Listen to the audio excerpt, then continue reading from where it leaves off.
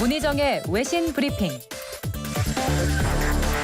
네, 밤사이 들어온 국제 뉴스들 정리해드립니다. 문희정 국제정치평론가 스튜디오에 나와 계십니다. 어서 오세요. 네, 안녕하세요. 네, 미국 연방대법원의 루스 베이더 긴즈버그 대법관이 87세의 나이로 이제 사망했다는 소식이 지난주 금요일부터 계속해서 주말 내내 이제 저희 국제뉴스 이 카테고리를 뒤덮었습니다. 네네. 먼저 저희가 이 소식부터 좀 전해드릴까요? 네, 현지 시각으로 18일 긴즈버그 대법관이 췌장암 전이에 따른 합병증으로 워싱턴 DC의 자택에서 별세했습니다.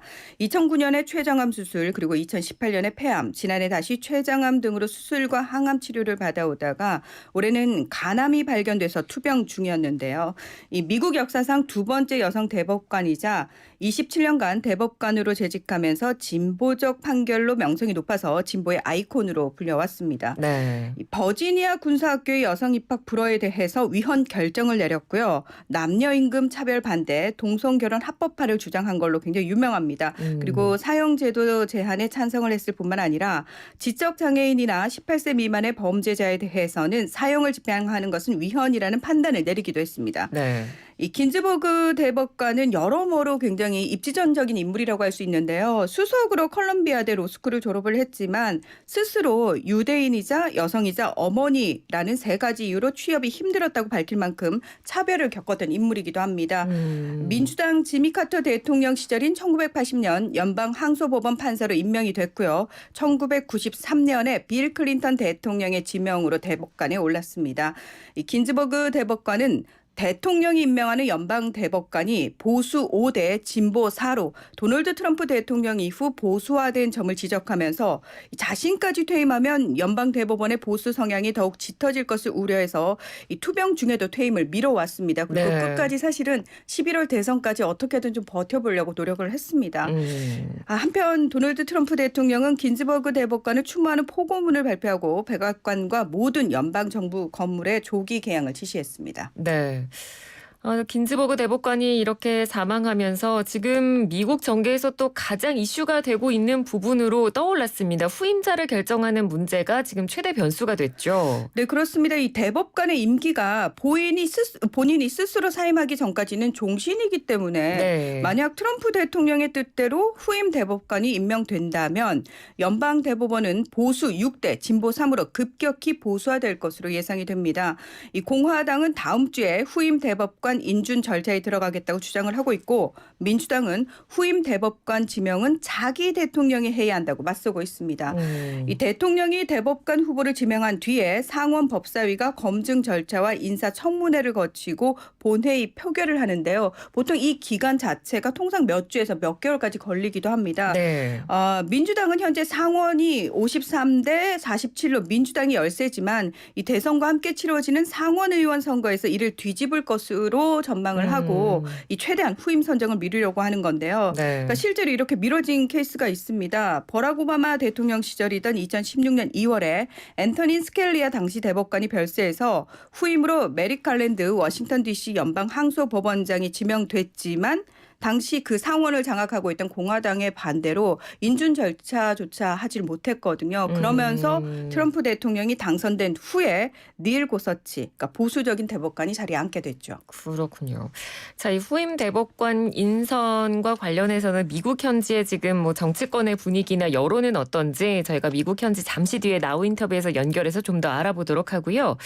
자, 다음은 동영상 애플리케이션 틱톡 그리고 미국 기업 오라클 간의 매각 협상 관련 소식입니다. 트럼프 대통령이 승인을 했죠. 네, 그렇습니다. 지난 14일에 이 틱톡의 모기업인 바이트댄스가 오라클을 틱톡의 미국 내 기술 파트너로 선정했다는 소식 전해드렸죠. 예. 그리고 현재 미국 상무부가 이 틱톡과 오라클, 월마트 컨소시엄 간의 협상안을 검토하고 있는 상황입니다. 아직 이 검토가 끝나지 않았는데 현지 시각으로 20일 트럼프 대통령이 미국의 국가안보에 대한 우려가 100% 해소됐다면서 협상을 승인했다. 이런 발표를 내놓습니다.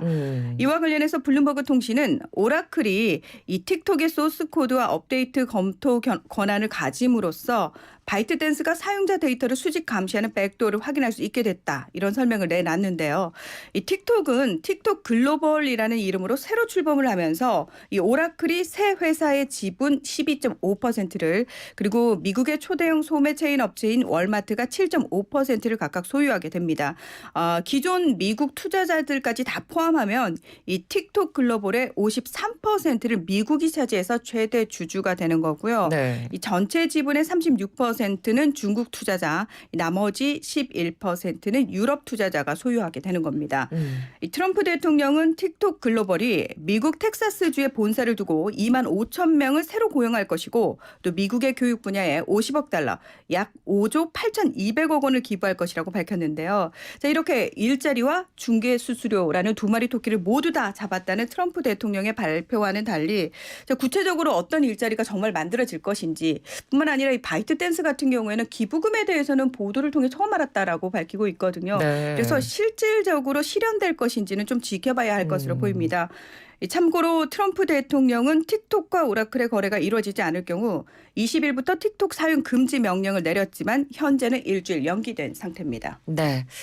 자, 이번에는 이탈리아로 가보도록 하겠습니다. 지금 이탈리아에서는 7개 주에서 지방선거가 열리고 있다고요? 네, 그렇습니다. 이 코로나19 사태 초기 이후에 유럽에서 가장 큰 피해를 입었던 곳이 바로 이탈리아지 않습니까? 네. 그래서 현 정권에 대한 민심의 향방을 가늠할 수 있는 지방선거가 20일과 21일 이틀간 열리고 있는데요. 이 당초 3월 29일 실시될 예정이었지만 코로나19 사태로 연기된 겁니다. 이탈리아는 현재 중도 좌파 성향의 민주당과 또 반체제 정당인 오성운동의 연립정부가 이끌고 있는데요. 하지만 지난 총선에서 무려 31%가 넘는 득표율을 기록한 극우 정당인 동맹을 중심으로 한 우파 연합의 반격이 만만치 않은 상황입니다. 예. 지방선거가 열리는 7곳 중에서 토스카나를 비롯한 4곳은 민주당 출신이 또 리구리아와 베네토는 우파 정당 출신이 주지사를 맡고 있는 상황입니다. 근데 이번에 그 지방선거의 주지사 어떻게 갈릴 것인지 이것도 중요하지만 또 하나가 지방선거와 함께 열리고 있는 의원수 감축 국민투표 아닙니다. 그러니까 의원 내각제인 이탈리아에서는 상원과 하원이 같은 권리를 가지고 있거든요. 네. 이거는 양원제를 실시하는 다른 국가들하고 좀 다른 부분입니다. 그런데 이 감축안이 어떤 내용이냐면 상원 의원 수를 315명에서 200명으로 하원 의원 수를 630명에서 400명으로 각각 줄인다는 내용을 담고 있습니다. 생각보다 의원 수가 굉장히 많은데요. 네. 이 국민 10만 명당 이탈리아의 국회의원 수는 1.56명으로 이 OECD 평균인 0.97명, 또 독일의 0.80명, 프랑스의 1.48명보다도 많습니다. 의원 수 감축은 이 연정의 한 축을 구성하고 있는 오성운동이 국가 발전을 가로막는 저효율 고비용 의회 구조를 뜯어고치겠다면서 지난 2018년에 공약한 사안인데요. 지난해 압도적인 지지로 상하원을 통과하고 국민투표만 남은 상황입니다. 네. 오성운동은 감축안대로라면 의회 임기 5년을 기준으로 5억 유로 약 7천억 원의 세비를 줄일 수 있다고 주장을 하고 있는데요. 이 전문가들은 뭐 그 정도까지는 아니고 약 3억 유로 4,133억 원 정도 줄일 수 있을 것이다 이렇게 추산하고 있습니다. 네. 자, 이제 끝으로 태국 소식입니다. 태국 반정부 시위대가 군주제 개혁을 요구하고 나섰다고요. 네, 지난해부터 이어지고 있는 태국의 반정부 시위에 대해서 저희가 이 시간에도 몇 번 전해드렸는데요. 네. 엄격한 왕실 모독죄가 적용되고 있기 때문에 사실 웬만해서는 왕실과 관련된 얘기는 공식적으로 나오지 않는 것이 지금까지의 관례였습니다. 하지만 지난 주말 열린 대규모 반정부 시위에서는 이 나라는 국민의 것이지 그들이 우리를 속여온 것처럼 군주의 것이 아니다. 이런 글귀가 등장을 한 건데요. 이 집회를 주최한 학생운동단체 지도부는 광장 바닥에 이 글귀가 적힌 기념 동판을 설치하고 수천 명의 시위대와 함께 군주제 개혁 등이 담긴 요구안을 왕실에 전달하겠다면서 왕실 자문기관인 추밀원으로 행진을 시도했습니다. 하지만 뭐 경찰에 의해 저지를 당했고요. 이 경찰이 요구사항을 대신 전달해 주겠다라고 받아서 실제로 추밀원에 전달을 한 것으로 알려졌습니다. 예. 이 지도부는 군주제 개혁 요구를 공론화한 것에 대해서 성공했다 이런 자평을 내놓기도 했는데요. 10개 항으로 구성된 민주화 개혁 요구에는 왕실 모독죄 폐지, 새 헌법 제정, 국왕 권한 제한, 왕실 자금 지원 통제 강화, 군정 축출, 국왕 경호원 해산 등이 포함되어 있는 것으로 알려졌습니다. 반정부 시위대는 오는 24일에는 의회 해산 및 헌법 개정을 관철하기 위해서 의회 주변에서 집회를 열겠다고 밝힌 상태입니다. 한편 태국 왕실은 주말 시위에 대해서 공식 입장을 밝히지 않았지만 이 시위대의 퇴진 요구에 직면해 있는 프라윕 짜노차 총리는 너무 심하게 몰아붙이면 불길에 휩싸일 것이라고 경고를 내놔서 사실 굉장히 긴장감이 고조되고 있습니다. 예, 알겠습니다. 오늘 소식 잘 들었습니다. 고맙습니다. 네, 고맙습니다. 네, 지금까지 문희정 국제정치평론가였습니다.